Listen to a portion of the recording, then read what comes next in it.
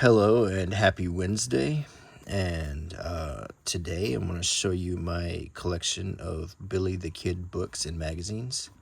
So I'm one of my favorite history topics is studying Billy the Kid. I think he's one of the most interesting people in history. This otherwise likable, charismatic young man who is drawn into this cattleman war and rightfully or wrongfully became public enemy number one. And I feel like I have a great Billy the Kid library here. So I just wanted to show you what I have on one of my, like I said, one of my favorite history topics. So, and I think I start with the most important one, not in terms of maybe an accurate narrative, but in terms of the importance of the whole thing. And that is the authentic life of Billy the Kid, a faithful and interesting narrative by Pat F. Garrett, ghostwritten by Ash Upson. This is the book that was actually written by the man who killed Billy the Kid, undoubtedly killed him too. I mean, I don't think there's any dispute about that. How he killed him is up for debate, but I don't think there's any dispute for the fact that Pat Garrett killed Billy the Kid. That's a picture of Pat Garrett. He was a one-time acquaintance of Billy the Kid who became sheriff of Lincoln County after it was Sheriff Kemper, I think, who resigned, and he was tasked to hunt down and bring the kid to justice by purportedly by the Santa Fe Ring, which was a collective of businessmen and cattle ranchers who, in sort of a loose confederation that viewed Billy the Kid and other small ranchers as an annoyance that needed to be quashed. So they employed one of Billy the Kid's acquaintances to hunt him down based on his knowledge of the kid and his friends. And Garrett was successful. He ambushed him at Old Fort Sumter while Billy the Kid was out and about looking for something to eat for dinner. Garrett was waiting in the room he was staying in, Pete Maxwell's room, and then shot him. There's a lot of fantastical details in the book and a lot of inaccurate details because I don't think Pat Garrett knew Billy the Kid as well as the legend has played out. I don't know how accurate the whole big casino, little casino nicknames they had for each other are. But in reading the book, I don't even think Pat Garrett even wrote this. I think Ash Upson wrote it. He was a better writer. I doubt that Pat Garrett was a good writer. But there are some scenes of fact, like the killing of Bob Ollinger here, and that's a fairly accurate likeness of the courthouse at that time. And this is generally what Lincoln looked like, and kind of what it looks like today, a collection of adobe, not really adobe, but I wouldn't call it plaster, but stony, spackled buildings. Very simple. It was a very Spartan town. It's not the colorful town that it's been portrayed in movies. Shows the death of Billy the Kid. Billy the Kid wasn't armed when he died. So there's a lot of... and Billy the Kid wasn't born William H. Bonney. I mean, he was born Henry Patrick McCarty. So there's a lot of inaccuracies in the book. If you're looking for accuracy, you might want to turn to a book of primary sources, and this is one of them. It's called They Knew Billy the Kid, Interviews with Old-Time New Mexicans. This book was commissioned and created during the Great Depression. President Roosevelt's alphabet soup program included the WPA, Federal Writers Project. These writers were paid by the government to interview and record the experiences of New Mexicans who knew Billy the Kid, who were still alive in the 30s. So these are first-hand accounts. So I would trust a lot of the information in this book. Many of it is done in the form of songs and poems, memory tools that people who knew the kid recited. Here's, and as we see pictures, I'll try to name who the person is. Like, this is Susan McSween, the wife of Alex McSween, who was the lawyer of John Tunstall. This is John Tunstall's store, the kitty cat in it. John Tunstall was Billy the Kid's employer, who was murdered by the Murphy Dolan faction. This is Billy the Kid's home in Silver City, New Mexico. That's one of the purported pictures of Billy the Kid. We've recently, there's 2 more pictures they found of Billy the Kid that had been verified. One of him playing croquet, and one of him in a posed picture with his captor Pat Garrett. So it's pretty cool. But this is a really good book to have if you want to study and learn about Billy the Kid. I recommend this one. It's not easy to find. I actually bought this on site in New Mexico in Lincoln. This is not, but you might be able to pick this up off Amazon or A-Books. This is a good one. This is one of the quote-unquote Billy the Kid Bibles. There's been several. After the Authentic Life came a lot of more serious studies using, all kinds of primary sources, and this is one of them by Utley. A Short and Violent Life. Historian Robert Utley has provided us with the best portrait of the date to the real kid, from his shrouded origins in New York to the escalating criminal career that ended only when lawman Pat Garrett surprised him with a bullet. This is a great book, and I've read this years ago, and it clears up a lot of misconceptions.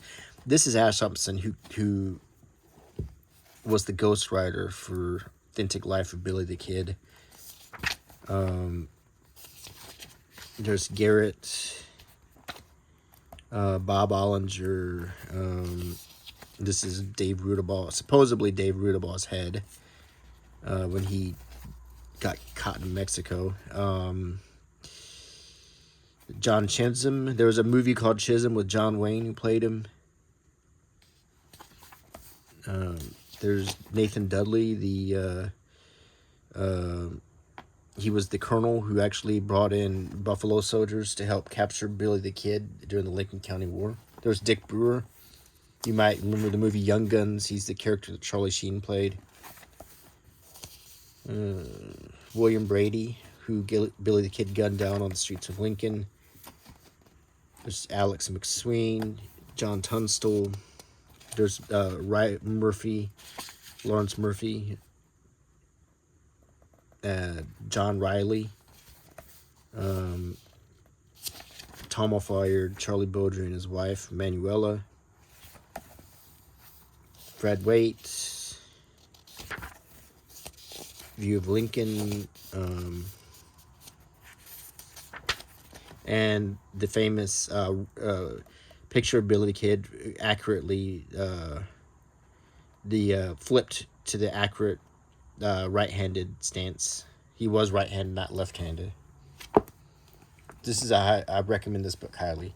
Now, this is an enthusiastic book written by Alan Barker, an amateur historian who's famous for writing the 2 Billy the Kid quiz books that were pretty popular in the 90s. This is a very exhaustive book this is his magnum opus. The Kid with Fast Hands, a carefully researched history of Billy the Kid and the Lincoln County War, with fictional dialogue and incidental action to round out the story and make it as readable as a novel. Alan Barker, who grew up in kid country and saw much of it as the kid did from horseback, who is old enough to have experienced some of the aftermath of that time and place, but not too old to research and write about it. I personally like this book a lot. He's an amateur historian, and he writes it like a novel, and he throws in as many details as he can. Reading the book kind of reminds me of having like your grandpa tell you stories. It's written in a very informal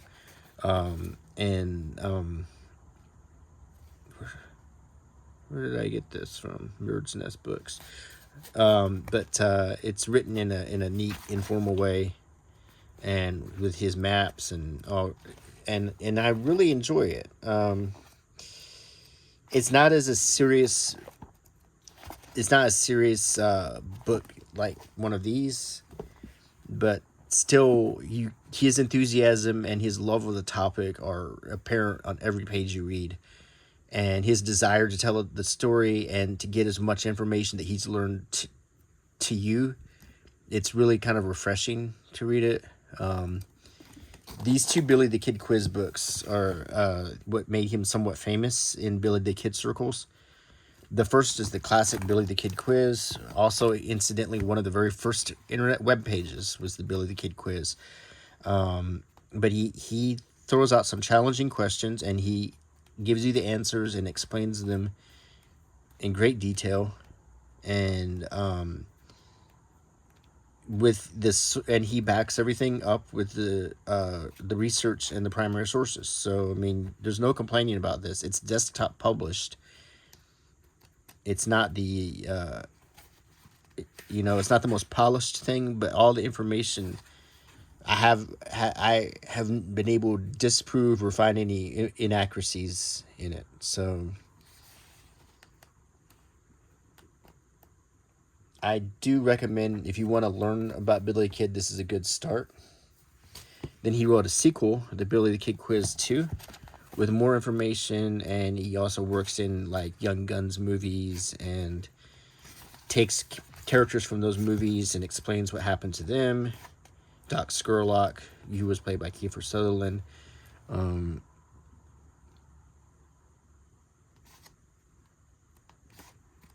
So this is still, it's another fun read. You get a lot out of it. You'll learn a lot. Stinking Springs, and that's the author. And as I said with the other one, his enthusiasm is just apparent on every page, and his love of the topic. So to me, and he gives you some details I've never found anywhere else, like about Billy the Kid's teacher when he was in school, Billy the Kid's love of singing and dancing. There's a lot of things in here that are some information that I wouldn't dispute, because he probably knew these people who were still alive. He was old enough to. Because this is written way back, 30, 40 years ago. I get some coffee. This is a primary source. Very cut and dried book. This is Billy the Kid as he was reported in newspapers from the 1870s and 1880s by Dave Edwards. Written in 2018, not that long ago. And we have photos and news articles. And this is one of the greatest things to have in your hands if you're really wanting to read about, if you're researching Billy Kid and you want to read early articles. Listen to this. Austin Antrim shot F.P. Cahill near Camp Grant on the 17th instant, and the latter died on the 18th. Cahill made a statement before his death to the effect that he had some trouble with Antrim, during which the shooting was done. Bad names were applied each to the other. Deceased has a sister, Margaret Flanagan, in Cambridge, Massachusetts, and another, Kate Conlon, in San Francisco. He was born in Galway, Ireland, and aged about 32. The coroner's jury found that the shooting was criminal and unjustifiable, and that Henry Antrim, alias Kid, is guilty thereof. The inquest was held by M.L. Wood, J.P., and the jurors were M. McDowell, George Teague, T. McCleary, B.E. Norton, James Hunt, and D.H. Smith. And they call him Austin Antrim. So that's very interesting. And this is before Billy this is like the first Billy the Kid article. And then we get into Lincoln County. Talking about the death of John Tunstall. I mean, this is really a great resource. Richard Brewer. The death of Richard Brewer at Blazer's Mill, killed by Buckshot Roberts. More killing in Lincoln, Sheriff William Brady and George Hinman. So you're seeing the newspaper article is building up, and people were reading about it. This was becoming a real crazy thing that was happening in Lincoln. At this time, Lincoln was the capital of New Mexico, so this was a big deal. And we get to White Oaks, Jim Greathouse, not Jane Greathouse. There was never a Jane Greathouse. From Young Guns 2, it was Jim Greathouse. And we had Dave Rudabaugh. He never went by Arkansas Dave. He went by Dirty Dave. Governor Lew Wallace, who wrote Ben-Hur.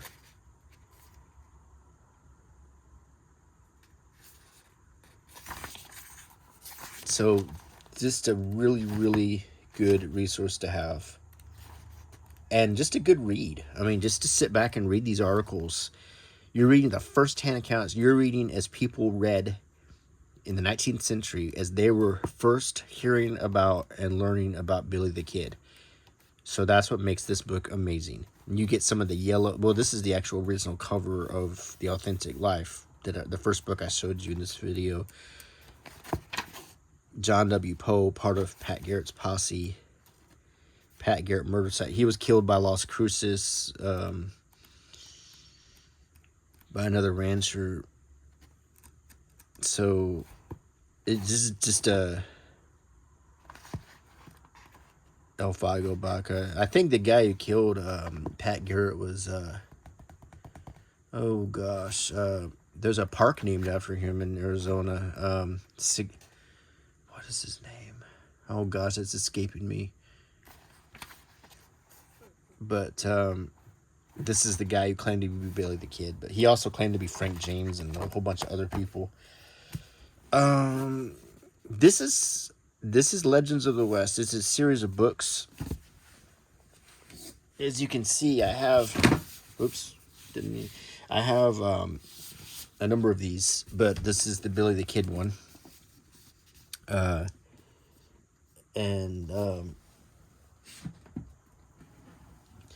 This is by Walter Noble Burns. He wrote a lot about the West. He also wrote about Joaquin Murrieta. This was published in 1926. I wouldn't trust the information in this very much. Walter Noble Burns was more of a fantastical writer. But I did, when I was in college, I wrote a paper on Joaquin Murrieta. And I used some Walter Noble Burns books, but I found reading them to be very hard to believe. Although the basic outline is true, a lot of it is rounded out and dramatized. Somewhat like the other book I was showing you. And that's not necessarily a bad thing, but Burns that was what he was famous for. He wrote readable, thrilling, accounts, historical accounts. But there's a lot of information here that I wouldn't completely rely on.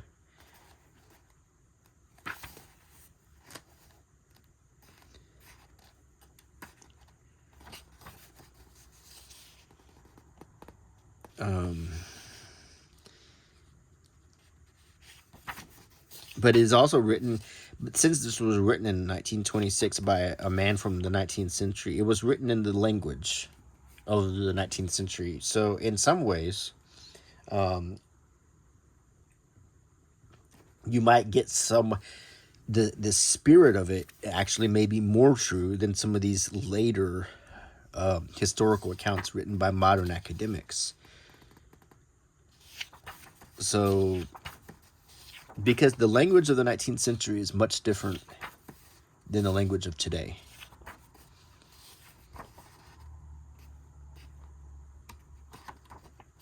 So the next thing I want to show you is a copy of Arizona Highways from 1991, specifically an article about the death of Billy the Kid. It says, "Charming Billy died like a dog."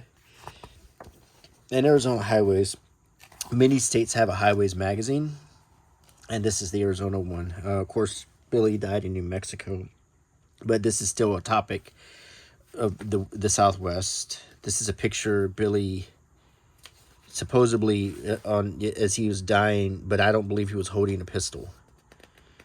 He never robbed a bank or train. He never appeared on a wanted poster, and he never stood in the street and dared another man to draw.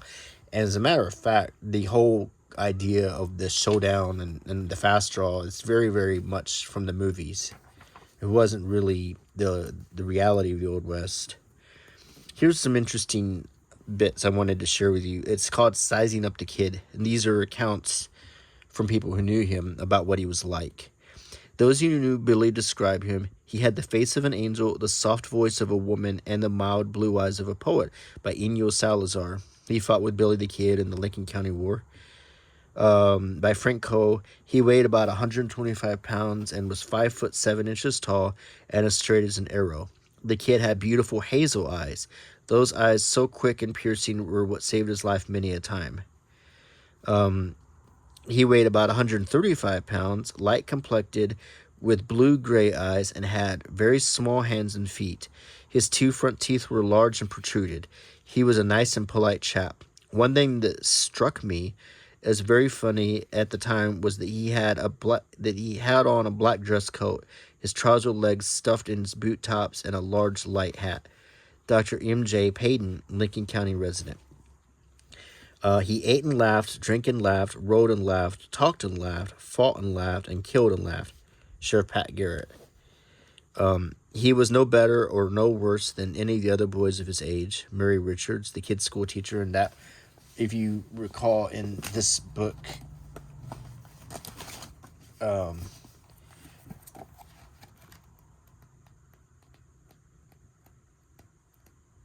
that's Mary Richards, his school teacher.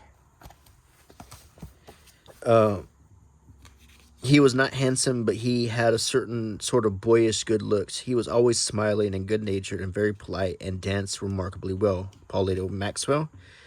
So, and there's a picture of Pat Garrett towering over the kid. Bad boy, good copy. During the last 110 years or so, the press has had a field day with Billy the Kid. As the times change, so does Billy, at least on paper. He was a low-down, vulgar cutthroat with probably not one redeeming quality.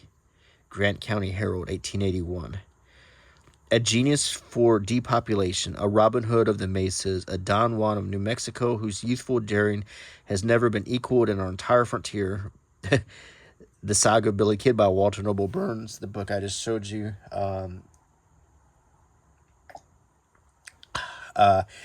See, Walter Noble Burns loved comparing these guys to Robin Hood. In fact, his book about Marietta was called The Robin Hood of El Dorado. So, this picture of Billy's corpse.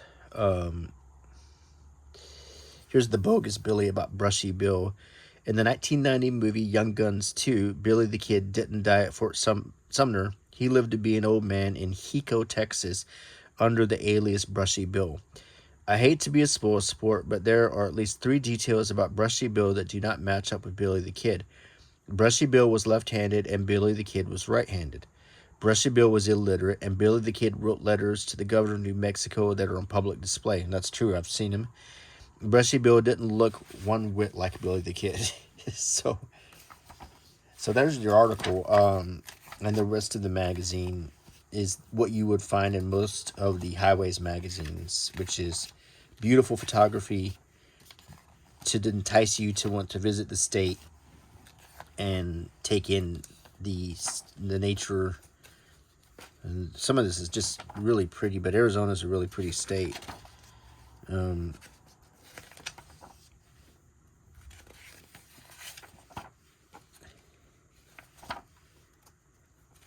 Thought I'd just do a quick flip through this 1991 magazine. Okay, so that's the Arizona Highways. Now I've got a copy of True West from 1962.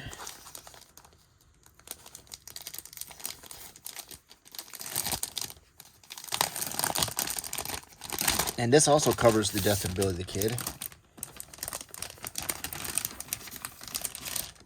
So let's carefully take it out and look at it.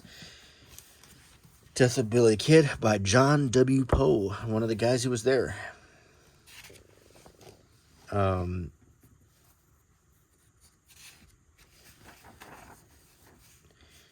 The biggest Russians 49 is the Montague, and every swinger knows the Montague is Houston's festive hotel featuring the famous Gaslight Club and Gibson Girls.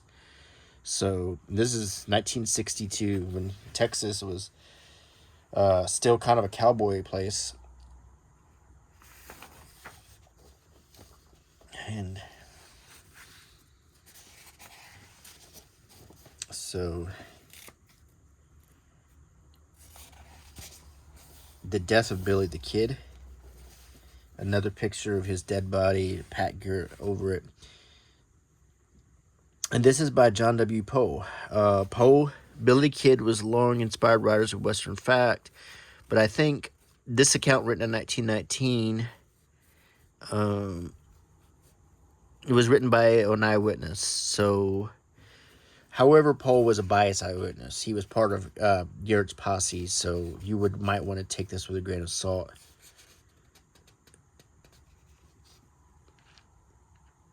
This is I have this in some other books. It's the marriage of William Antrim and Catherine McCarty, Billy's parents. One of the witnesses, Henry McCarty, that's Billy.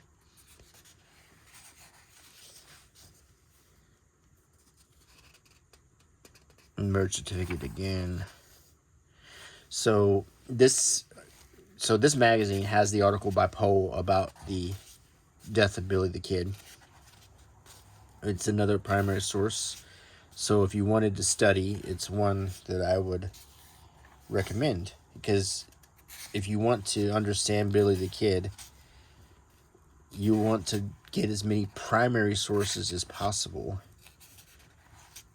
I.e. sources from eyewitnesses, newspaper reporters of the time. The closer to the time and the events, the more likely of truth. An article about John Brown.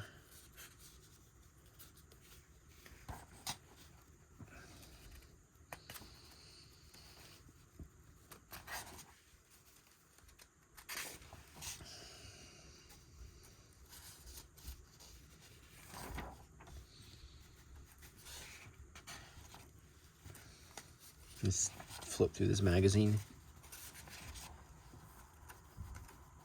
Stetson hats.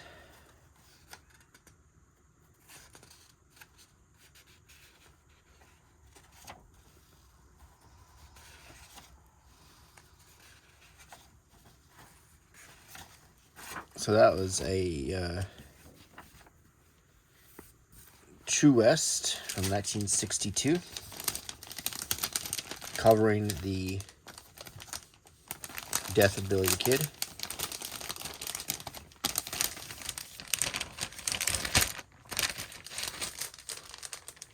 It's kind of funny. The New Tempest Lamont, it bites. That has a whole different meaning today. It's kind of funny how meanings of words change over time. Here's a copy of Wild West, and this too has an article about the shooting of Billy the Kid. This is from 2012.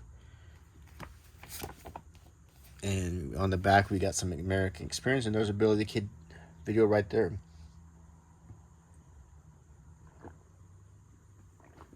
So as you can see, I have a lot of try to have a lot of information. So if I'm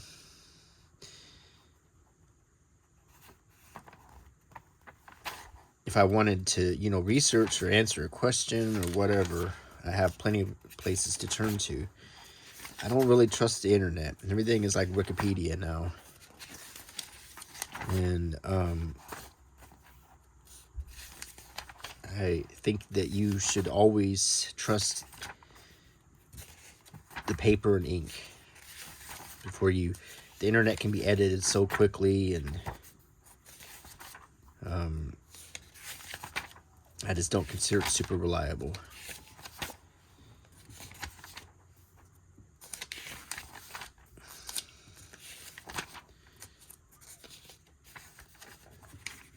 Some rough pictures in this.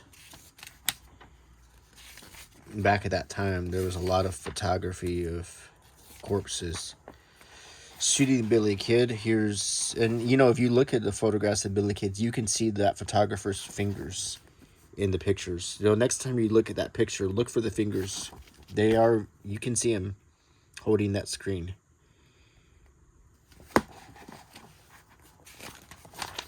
So here's a real good analysis of the famous tintype. So the corrected tintype of Billy the Kid. In this flopped version, Billy carries his coat on his right hip as he did in real life. So delamination started on the edges. A delamination started on the edges and has encroached further into the tintype. The sweater collar is bunched up on the shoulder. The vest lapel and tongue of the scarf are turned up, perhaps blown up by wind. The homemade sweater is hand-threaded like a Navajo blanket in drop-shoulder pattern. A Bloomingdale's blue flannel pullover work shirt. Its shield front has been unbuttoned and removed. Shield stitching lines are embroidered into the shirt. Also embroidered into the shirt is a sailor's friend emblem, a nautical anchor entwined by 3 dolphins. So that's very interesting. Reed Brothers and Company vest. Gouges through 4 layers expose the iron sheet to rust and corrosion. Pattern of cloth embedded into varnish while still sticky.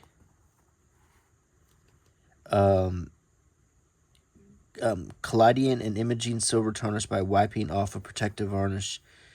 Billy wears quality calfskin leather boots. Note the prolonged foot on the headrest. No, I'm sorry. Note the prolonged foot of the headrest. So, in other words, there was something behind his head because this was an old photography process. A thumbprint made during processing while the plate remains sticky right here. 4 corners trimmed for easy insertion into paper, mat, or photo album. Corners also punctured, most likely to mount the image for display. Collodion and imaging silver tarnish by wiping off of protective varnish. The assistant's fingertips are right here, as I told you.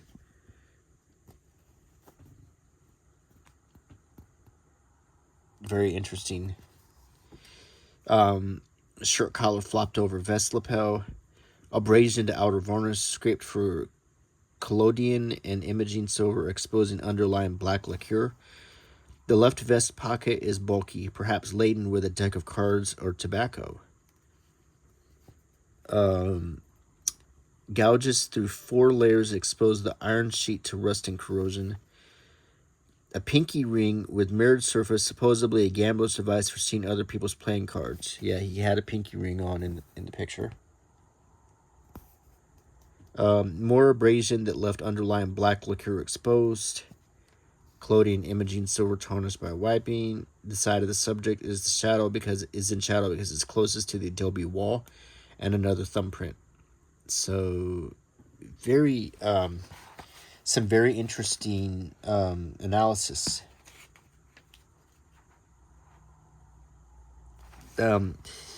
He had a Colt model 1873 single action army revolver, a Winchester model 1873 carbine. The hammer appears to be at half cock with all of its rounds chambered and ready to fire. A leather cartridge belt with 7 cartridge loops and nickel-plated riveted California buckle. A holster with flap cut away for easy pulling of Colt. And 40 cartridges to fit the Colt and the Winchester. So, very interesting analysis there.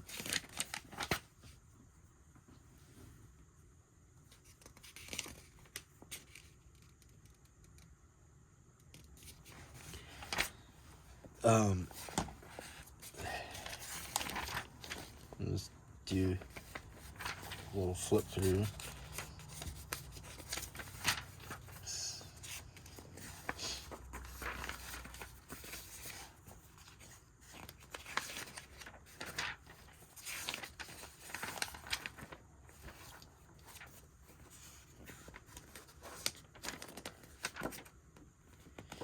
Okay, so the next. Oh, I gotta move my foot. Sorry. The next one I'll show you is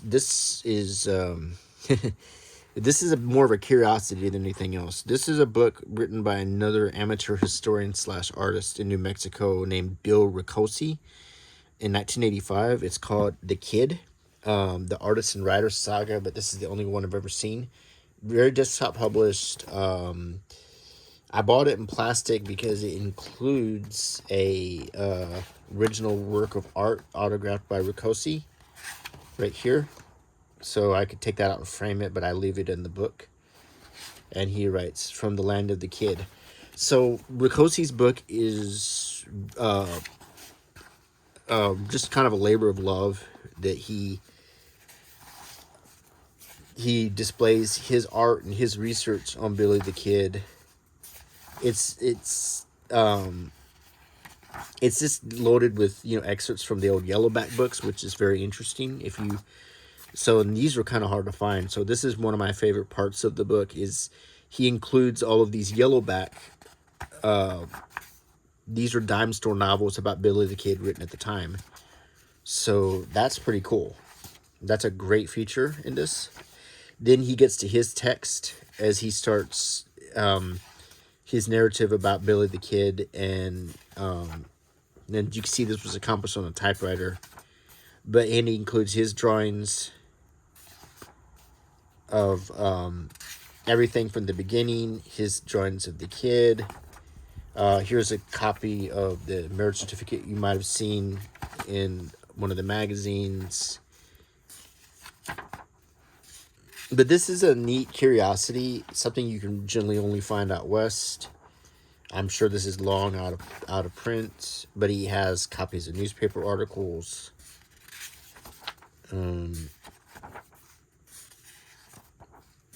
It kind of reminds, when I see this, I think about the Grail Diary from Indiana Jones, because I think about it's every clue he collected, and as you can see, sometimes it got printed twice. But it's everything. It's not very well organized, unfortunately. But this is every bit of information that Bill Ricosi collected about Billy the Kid and his life, and he put it all together in this masterpiece, this book. And I've had this for 25 or more years, and I still like to look through it. It's not organized. It's got errors in it. It's got repeat pages, many typos. But there are a lot of copies of research and primary sources that make this interesting and valuable in many ways. So if you were researching Billy the Kid, a lot of your research is done and it's assembled into this volume right here.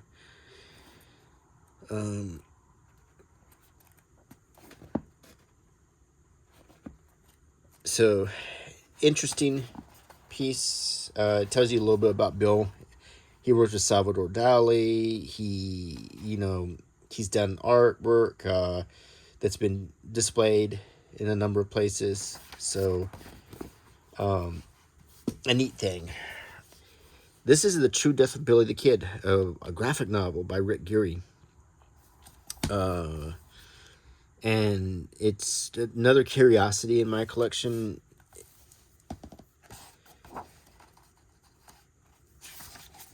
And it kind of reminds me of like a modern Yellowback book. It's written very much like the Yellowback books, the dime store novels. And it starts out with Billy in prison, sort of rethinking his life. And the artwork is pretty good. And it tells the story fairly accurately. And it's a quick read, so if you wanted to learn about Billy the Kid and have something to look at, a visual aid, so to speak, to help you follow, to pictures to tell the story, I mean, it's pretty good.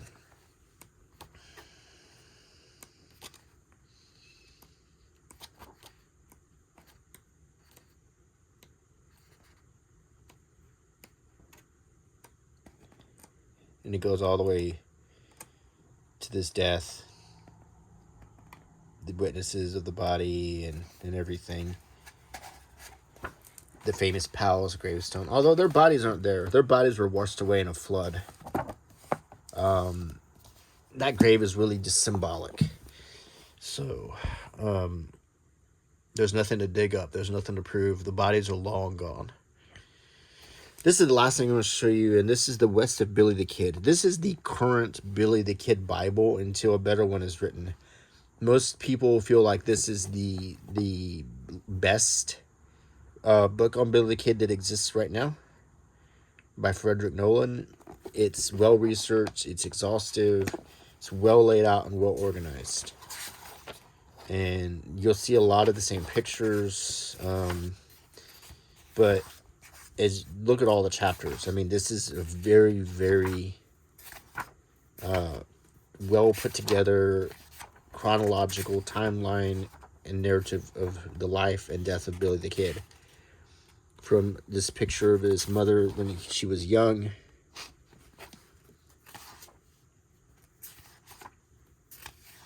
to showing the life as a young boy, Silver City.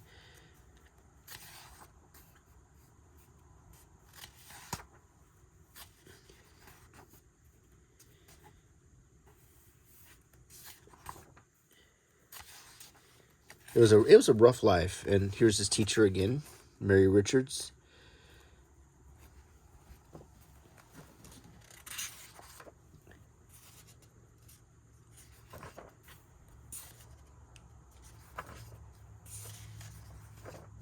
So there's a lot of Tunstall. They always show him in movies as an old man, but he was very young, as you can see. Not much older than Billy the Kid. Also, I don't think he was very close to Billy the Kid. Billy the Kid was just one of his many employees. So, and I don't think that he really tried to culture them or anything that they've shown in the movies. I think a lot of that's Hollywood. And I don't think he was a mentor or anything to Billy the Kid. He was just his employer, and Billy the Kid just got caught up in, he was a very, very young man, and he got caught up in something, and he got over his head, and it led to his death. And he was certainly scapegoated, and he made good, as they say in the world of the media, he made good copy. He was something for people to read about. Here's another thing to keep in mind. This was the post-Civil War America, and there was a depression going on at this time. People needed something to distract them. It was not good times. The 100th, the independence, the 100th anniversary of the centennial was not a great time for America. Things didn't really pick up until the 90s. These are New Mexico outlaws, and this photograph is also used a lot to talk about Tombstone. I've seen this picture used as the cowboys like they showed in the movie Tombstone. Supposedly the gang that wore the red sash, although that was Hollywood, and it's disappointingly been, in many sources, has been almost spoken about as fact. That movie Tombstone was so influential that I can assure you that there was no organized gang that wore red sashes called the Cowboys. Was all made up for a movie to try to tie it into the Los Angeles riots that were happening at the same time. I'm telling you, there has been a lot of BS that's been told since that movie came out. And I love the movie. I mean, I love Tombstone, but it has started a lot of misinformation.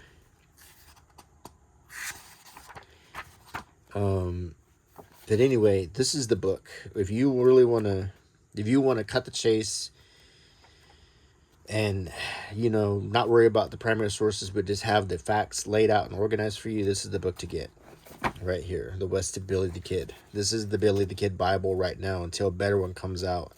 And from what I'm seeing on TV, the new Billy the Kid miniseries and the movie The Kid with Ethan Hawke and stuff, there's not a lot of good information coming out right now. If anything, there's a lot of misinformation coming out.